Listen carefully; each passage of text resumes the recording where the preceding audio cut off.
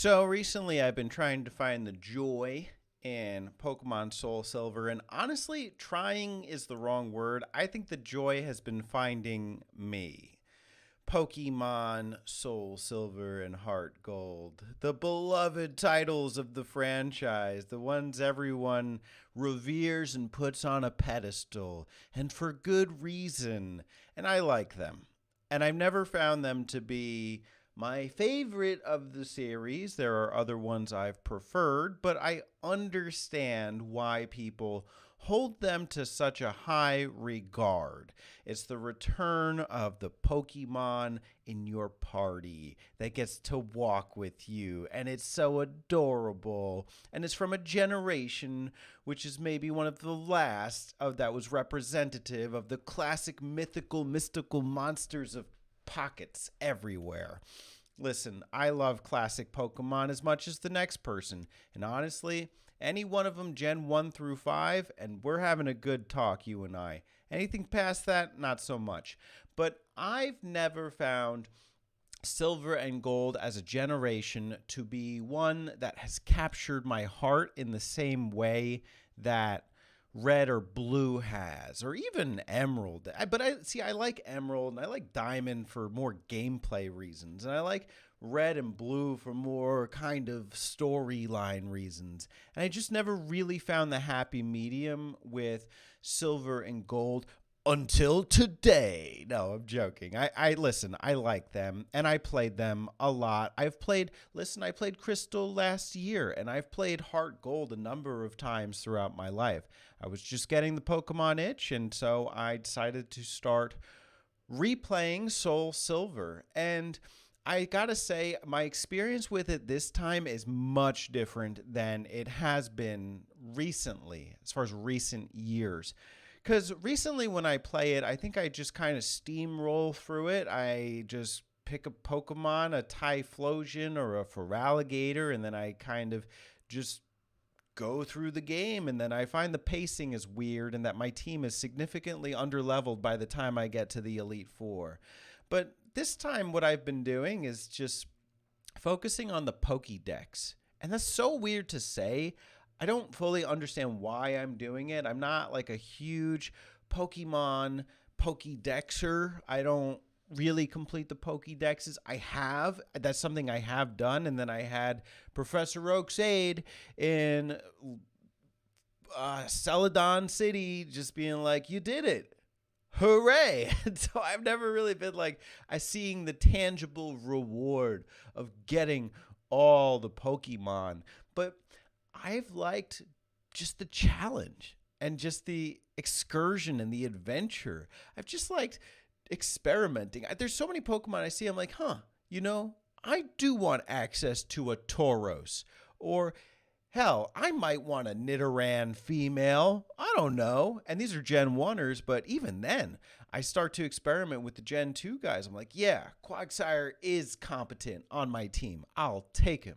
And of course, with your starter Pokemon, they're great too.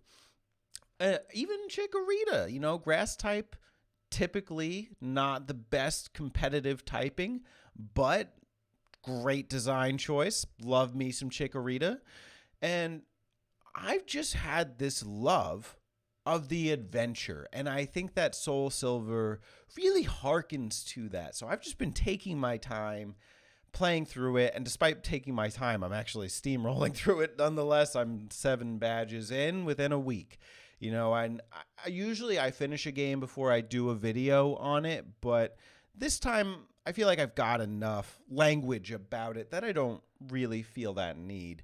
So let's take a look at some gameplay and just see what's going on screen with the Pokemon. Subscribe if you're new, if you care about the Poke journey as much as I do. This is my guy, Brian of I Got Kings, with his Pokemon Heart Gold stream. And I'm just showing some of his gameplay. That's a Ho-Oh. I owned Gold on the Game Boy Color, but I did own Soul Silver on the DS back in the day. I sold all the remaining stuff of it because I needed money at that time. No regrets. I'm still able to play it on my DS today through means. And I don't know what it is about like all these upgrades, but I think like visually, this one does it.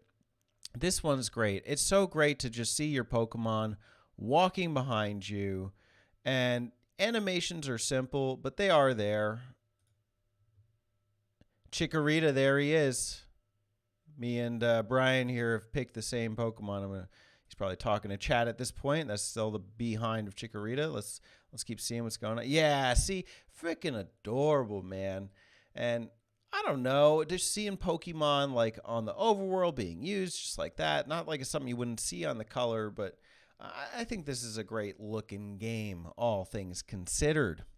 Just the interactability with things like these trees. I know you can headbutt them. This one has apricorns, which, are I personally prefer to berries. I know berries have their uses, but just being able to give Kurt like 1,000 white apricorns and then come back with a bunch of Pokeballs in the morning is great. The day and night system, catching Pokemon at different times of day. One thing I do with my DS is I'll boot up, like, for instance, the Safari Zone, and I'll be there in the day, and then, I got to pause what I'm doing, so I'll close the system shut, put it in sleep mode, wake up in the middle of the night, and then look at that. Now I'm catching different Pokemon in the Safari Zone, and that's helpful for some of the friendship evolutions as well, such as with the Eevee line, for instance, if you want the Espeon or Umbreon. There are elements to this generation I don't care as much about. The friendship thing in general, oh, gosh, take that away, bro. That's such a boring use of time, is getting Pokemon to love you. Come on, man. Let me generate it like it's some Pokemon Stadium game or something, because that's a waste of my time. I do love some of the friendship lines. I like the Crobat. I like the Espeon. I like Umbreon. And give or take the day, I'll use either. But I don't care for all of the mechanics in this game. I don't care for the increase in usage of HMs. Rock climb, come on, who needs that on their party member? If you're going to give me HMs, at least make them useful. I really prefer how modern Pokemon games have handled HMs and TMs and the like. So honestly, I'm not going to say I love everything about this gen, but look aside from that, and then you have a great adventure. It's a decent little chunk of space. All the different like mystical elements, the Suicune, and just chasing it around the map. I ran into an Entei before I even got to the Elite Four, so that's awesome as well. And then I just am having a good time challenging myself not to just use the OP Pokemon, and I gotta say it's hitting home in a way it hasn't in a long time. So I think when it comes to this gen as well, it's just full of like memories, like just of landscapes and places and times. I don't know if you could tell behind me what this is supposed to be. It's a Dratini, and it fell off the wall, and it's been a pain in the ass to get back on the wall. But I keep it up. It's a reminder of one of my personal favorite Pokemons, that is from arguably the best dragon lineage of the entire series, Dragonite. And I just always remember when you get to Blackthorn, using the good rod in that little lake over there, or even the space above the gym leader, Claire, to go get a Dratini, and that's a good time. The red Gyarados, I always want to put it in my team. I love that thing. I'll save, and then I'll make sure I get a good one.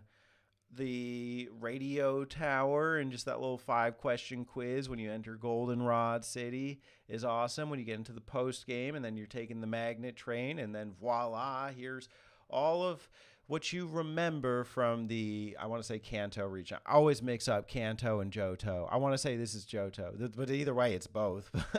But man, just a bunch of memorable places and locations. The Kimono Girls. I don't even think you need to fight them in this one. You just get Surf. But that's pretty cool. That Whitney's Mill Tank and her crying after the battle, and you just go right back up. Another significant memory there. Jasmine with the steel typing, seeing that Steelix for the first time. And that's the thing, too, is like a lot of annoying trades to get Pokemon. It really does push you to like get all the items and have all the Pokemon at certain points. But it's still impressive and makes you wonder, how do I get a Steelix? I remember the first time that I saw that Steelix, I was like, yo, this thing's a monster. How do I take this thing down? I definitely lost to Jasmine a couple times. I don't usually anymore. I plan ahead. I know all the battles. So that is a downside, is knowing the game in and out and just kind of playing. You know, I might be interested in randomizers, maybe not. I do just kind of like the charm of the original adventure and challenging myself to new team combinations and trying not to do too many repeats. So like right now I have an Arbok in my team. I have a Magmar in my team. I have who else? I have a Tauros I'm not really using, but I have the Quagsire. I haven't used Quagsire in a while. And yeah, obviously the Bayleaf. I don't really mess with the grass line, but I am this time, especially in anticipation of Pokemon Legends Z. Not Arceus. Z to A. Z Alpha. Zekrom. That's not from that game. So I don't know. I think this is it's a great classic, innovative title, and I've found the joy again, and I'm just so happy to have found it. So what's your experience? Do you love Pokemon Soul Silver and Heart Gold? Are they your personal favorites in the series? Why or why not? Do you think they're the best around? Never going to let them down. So good. Anyways, that's it for me. Majora T. And I'll see you with more game reviews to come. Yeah.